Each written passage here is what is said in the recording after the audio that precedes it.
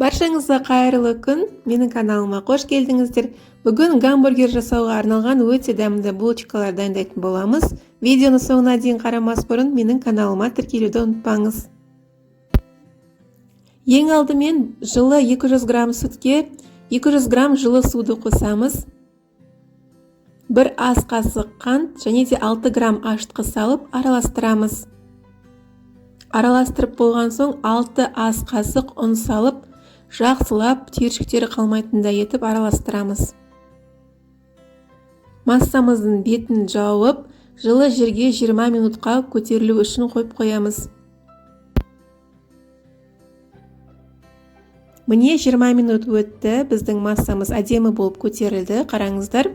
Енді үстіне 100 грамм сұйық май және де 1,5 шай қасық тұз салып, жақсылап араластырамыз. Содан кейін қалған ұнымызды салып, жұп-жұмсақ қамыр илейміз. Қамырға шамамен 650-700 граммдай ұн кетеді, артық ұн қоспаңыздар, қамырымыз қатайып қалады. Жақсылап 5-7 минутта илеп аламыз. Содан соң қамырды турасынан 2 бөлікке бөлеміз. Міне біз қамырымызды турасынан 2 бөлікке бөліп алдық. Енді екеуінде бірдей етіп жаямыз.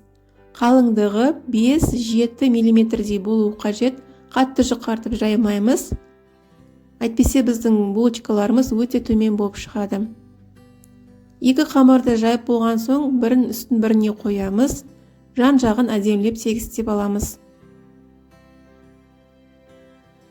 Арнайы форманың көмегімен біз булочкаларымызды осылай ойып аламыз, яғни қамырды ойып аламыз. Мұндай форма сіздерде болмаса, кез келген үлкен стаканның көмегімен немесе үлкен пиаланың көмегімен жасасаңыздар болады.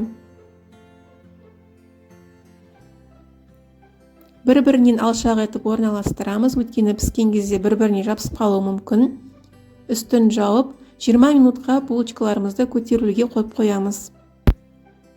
Міне 20 минутымыз өтті, булочкаларымыз әдемі болып көтерілді.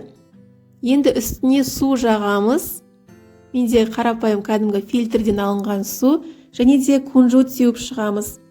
Қызып тұрған пеште 180 градуста 20-25 минут пісіріп аламыз. Мінекей біздің булочкаларымыз дайын болды. Өте әдемі әрі жұп-жұмсақ.